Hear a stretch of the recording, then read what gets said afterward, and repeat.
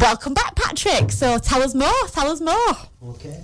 Well, the book so far I've told you about what my life was like, and then you go through a transition, and at this point when you've decided that you're not happy and you need change, my social circles changed and I retreated for a while, and for the first time in my life I started to feel good, and what you find is in life the external world is constantly moving, the material world. Yeah. When you become still, you go into the gap, you meditate, you learn how to quiet the mind.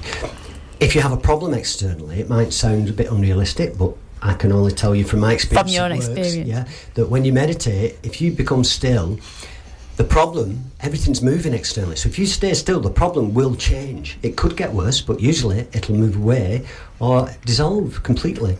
And I started then to gain momentum, I started to feel good again, and meditation came along. I experienced a lot of alignment and synchronicity, and meditation was, by perchance, somebody had mentioned it. But nothing happens by chance, does it? Of course, I use those terms, chance and coincidence, but there are no coincidences, there are no chances.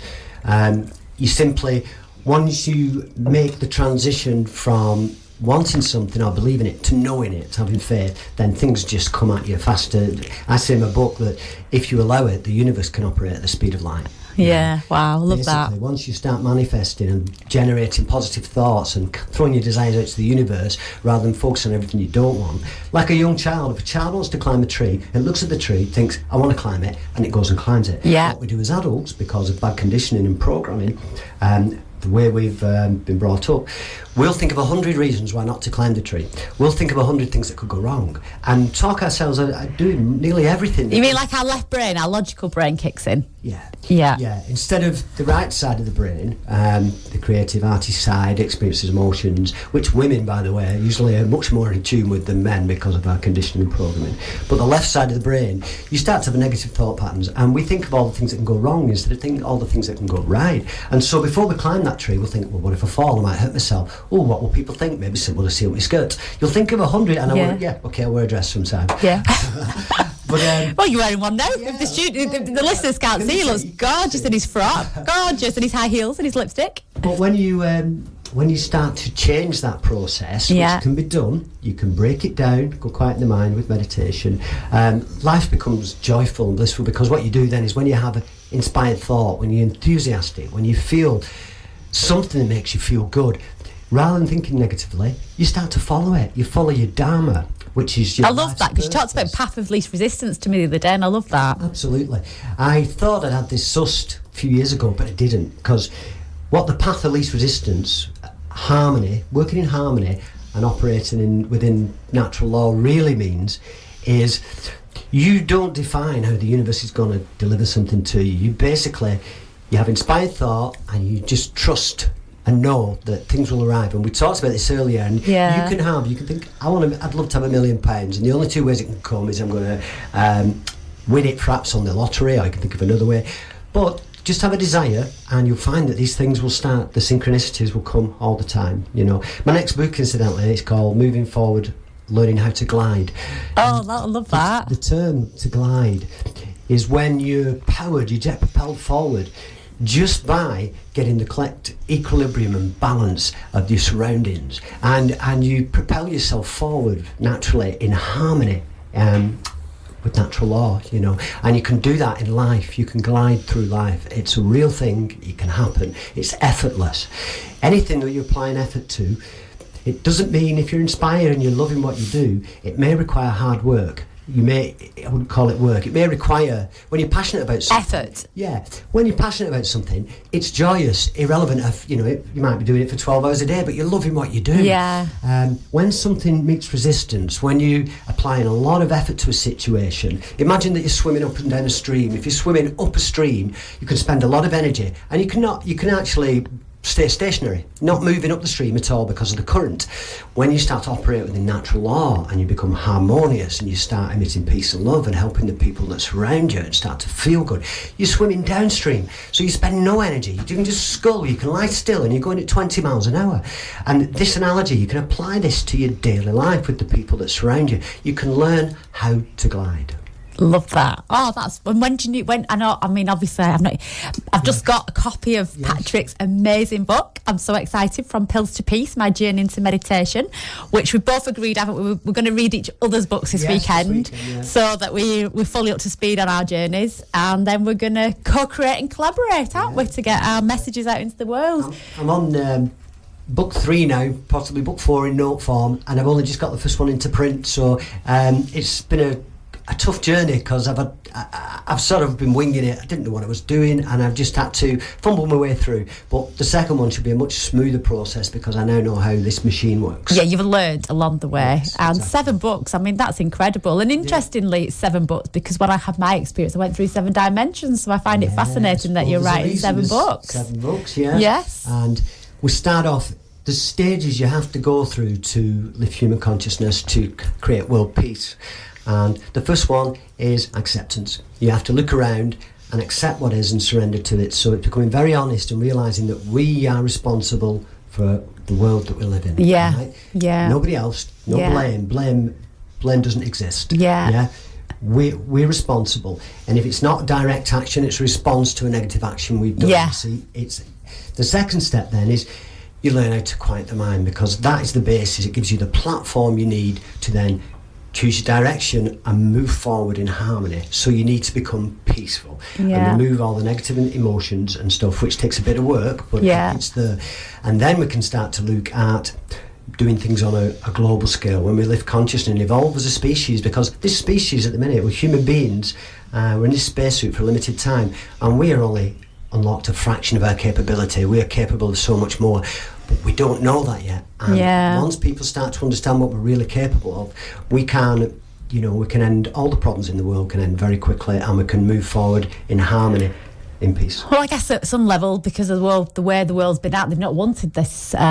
We've sort of been dampened down to some degree, and it's of course, and that's part of the awakening process, isn't it? There's a whole chapter in my book on war, and the first chapter is called The Lie, Conditioning. Now, it's not to focus on, because you don't want to get lost in the lie. It's easily to oppose everything, and then you don't move forward. All your energy is there. He's focusing on like the conspiracy theorists and all that sort of stuff, where it's like, let's focus on the problem. So what I do is, we have to look at it first, because you have to be aware. Understand it, aware. Yeah.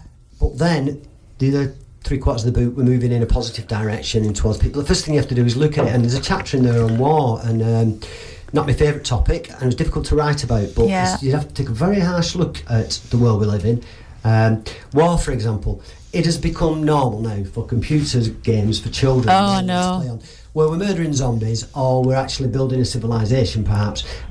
Where you turn the television on at 3 o'clock in the afternoon, and it's fine for the 18 to be firing machine guns at each other, but come 8, 9 o'clock at night, the thought of seeing a vagina, oh my God, no. And it's part of the human body. I know. You know? And you take children when there's a new warship built, if you go to the harbour in Portsmouth, and it's released, the SS whatever, or like the Americans, they have the SS Nimitz. They'll send the warship out, and we celebrate this, and it is 100,000 tons of metal designed to kill other human beings en masse, and we celebrate it as a nation. Our thinking, we've gone way off path, and our logic has become, we've become consumed by the material world and the negative flow of information and conditioning that we get constantly.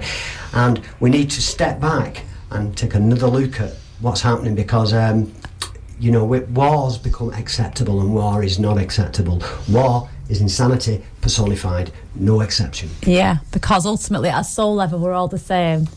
These are just vehicles to our souls, so why are we killing each other? What we could do as a civilization, as a species, if we focused all our attention, energy, wealth on creating peace and love and a better world, rather than building machines to kill each other. Totally. And I know we talk about it, Patrick, we touched on it this morning, but seeing each other, and I say, and this is not a religious thing, but as a reflection of, whatever you call it, I call it divinity, as a reflection of that, because we are, so we're ultimately a reflection of each other. Yeah. So we start seeing through loving eyes. Yeah, Deepak Chopra says we all have seeds of divinity within us. Yeah. We're all connected. Yeah. We're all come from the same place. We all go home to the same place. Gandalf says we're all just walking each other home. Yeah. Beautiful, beautiful. Yeah. And you can call it God, you can call it the unified field, you can call it Timbuktu, it doesn't matter what you call it, does it? You can call it universal energy, you can call it anything you like.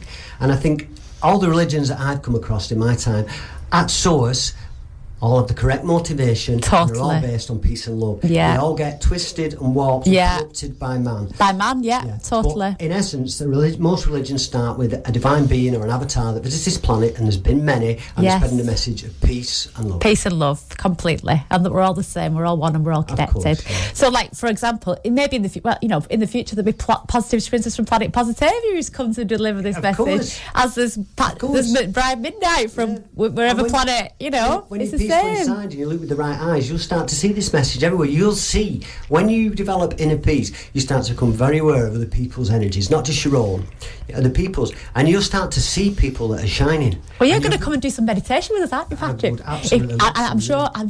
I'm sure Neil's listening in. So, Neil, we're going to be having meditation classes with Patrick.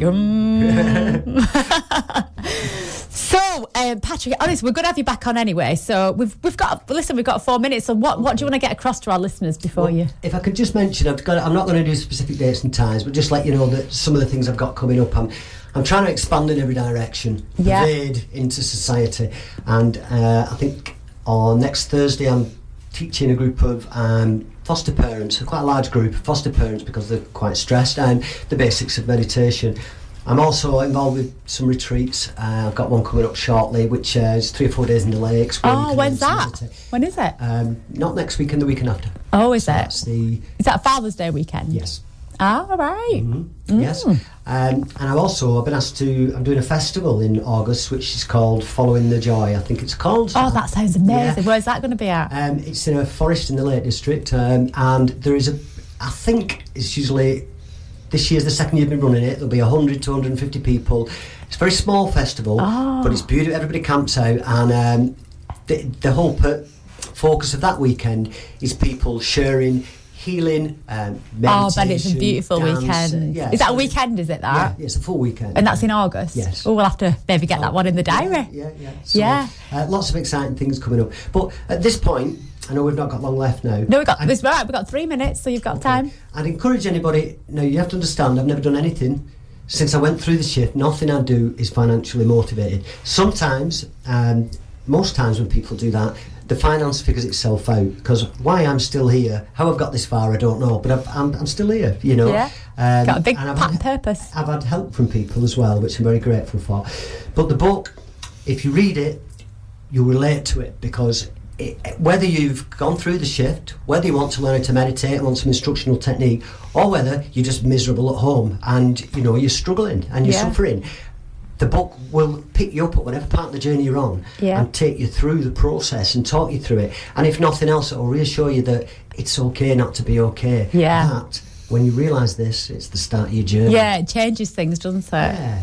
Definitely. Yeah. And I think the thing is, the book will, the book will go where it's meant to go, and it will get, I'm sure on your journey, Patrick, I know I've had it, probably more the beginning of the journey, when books just, like we touched on before, The Secret, and how the impact that's had on many people's lives. And The Secret, although it's many years ago now, had a massive impact on me, because it made me realise that I was creating all my problems. That I was the problem. And I've spent months on retreat. I've meditated for 8 hours a day in silence, and I've done lots of things. And when you first go on retreat, you learn that all the external influences taken away, and you realise the problem's you. You have to fix that. And I've lost my train of thought there. It's all right, don't worry, we've still got what are you saying about meditation? We've said about the book though, where it'll end up, it will just grow. It's your birth. It is like giving, I've never given birth and you've never given birth, but writing a book, if people don't, unless you've written it, but you don't understand how long it takes and what's involved, and it's a bit like letting go, isn't it? And like giving birth, and then some people, what? When they've written a book, I believe that they spend a year editing it and stuff. Yeah. From conception, from starting writing that book to having it in print, took 6 months, and 2 or 3 months of that was when I was teaching a lot. I had to stop writing the book. Right. And the process, the vehicle. I fumbled my way through it, and I didn't realise how difficult it was going to be, but I'm here, I'm on your radio show, I'm fully present, I'm in bliss, it's all good. And you're going to be coming on doing meditation, midnight meditation. Listen, we're on it. We're going to be speaking to Jill and Chris about that. I think that'd be really good, do you? Yeah, we're going to sort it. Yeah, it'd be good fun. I was joking about this yesterday with somebody and saying we could have, midnight at 11, just to doesn't have to be, does it? It's The point is, because when I use the name midnight, it causes confusion, but from confusion comes clarity. Yes, and it makes people inquisitive to find out, you know.